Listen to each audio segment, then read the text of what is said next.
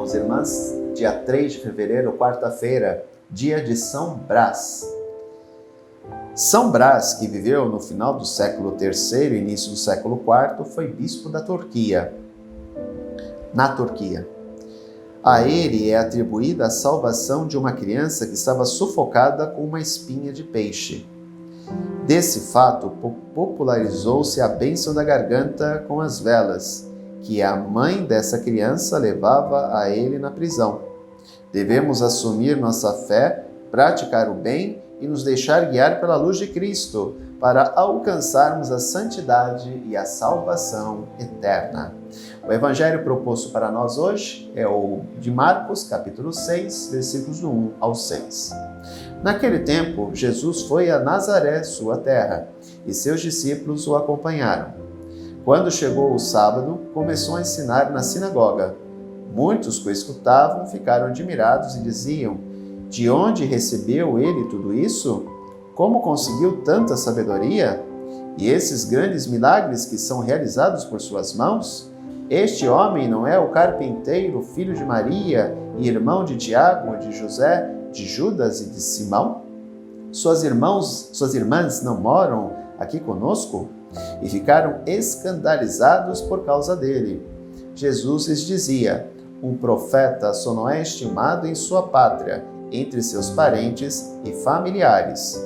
E ali não pôde fazer milagre algum. Apenas curou alguns doentes, impondo-lhe as mãos, e admirou-se com a falta de fé deles. Jesus percorria os povoados das redondezas ensinando. É interessante observarmos alguns aspectos do texto de hoje. Primeiro,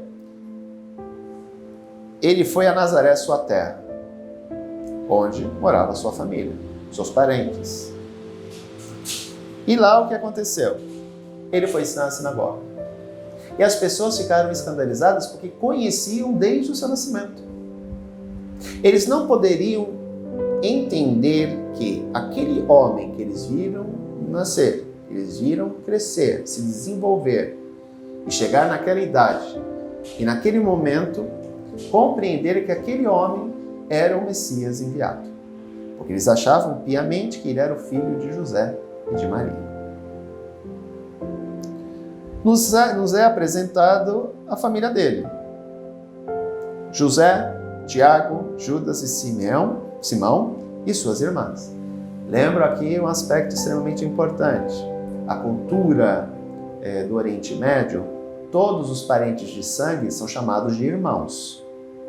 Provavelmente, Tiago, José, Judas e Simão e as suas irmãs eram primos de Jesus. Porque nós do Ocidente fazemos essa distinção. Meu irmão, minha irmã, meus primos, primas, tios, tias. O israelita não fazia essa distinção. Lembremos que na Escritura, muitas vezes parentes próximos, sobrinhos, primos, são chamados o quê? De irmãos. Abraão vai chamar Ló de irmão, só que Ló era sobrinho de Abraão. Portanto, é compreender que para nós há essas divisões. Para os hebreus nesta época não existia. Para eles, todo parente de sangue fazia parte da família, portanto, era irmãos. Essa conotação ainda é maior também no aspecto de nação.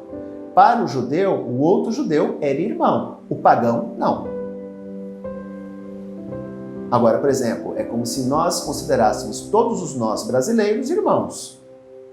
Isso fazia parte de uma mentalidade de época. Por isso que o autor sagrado não fez a questão de discriminar. Não conhecemos, não é ele o carpinteiro, filho de Maria e primo de Tiago, de José, de Judas e de Simão? Suas primas não moram aqui conosco? Se fosse escrito no Ocidente, provavelmente o autor do texto faria essa distinção. Mas como o escrito é de origem semita, não. Portanto, a gente tem que compreender isso. Eu lembro a vocês que as Sagradas Escrituras não podem ser levadas ao pé da letra.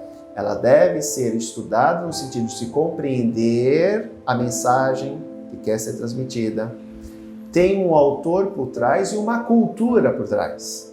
Tudo isso deve ser levado em consideração para interpretar o texto.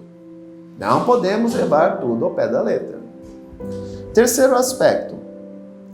Jesus, diante daquele escândalo deles, porque Jesus se mostra um homem sábio, ninguém conseguia bater Jesus no seu discurso, se escandalizam e ele fala aquilo que é algo compreensível. Um profeta só não é estimado em sua pátria entre os seus parentes e familiares. Isso faz com que aquelas pessoas fechassem o coração para ele. Porque todo mundo conhecia Jesus. Lembra que nós éramos uma cidade pequena, então todo mundo conhecia todo mundo. É que nessa cidade do interior com 1.000, 2.000 habitantes, todo mundo conhece todo mundo. Na época de Jesus, a quantidade de gente era menor ainda. Então todo mundo conhecia todo mundo. E ali, a escritura continua, e admirou-se com a falta de fé deles. E mediante a falta de fé deles, ele não curou muita gente. Porque ele não podia? Não. Porque ele não queria forçar a situação. Ele não queria provocar tumulto. Então ele preferiu se recolher e sair ali evangelizando as redondezas. Aqui entra um aspecto muito importante. Muitas vezes, há pessoas do nosso lado, porque nós conhecemos a sua vida, conhecemos o seu passado, nós podemos achar que elas não são dignas de que Deus se utilize delas para nos ajudar. É um erro. Independente do que a pessoa é, independente do que a pessoa foi, se ela realmente estiver em união com Deus, Deus pode se utilizar dela sim como instrumento de ação dele, de atuação dele. Paremos de julgar as pessoas porque achamos que as conhecemos.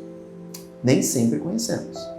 Muitas vezes as pessoas tomam atitudes tentando fazer o bem e acabam se complicando. Tudo depende muito da intenção do coração. E lembremos que somente Deus conhece os nossos corações e ninguém mais. Então, por favor, paremos de julgar as pessoas. Confiemos na misericórdia e no amor de Deus e entendamos que todos aqueles que abrem o seu coração a Deus podem se tornar instrumentos dele na vida dos nossos irmãos. Um grande abraço, até amanhã, se Deus quiser. Tchau.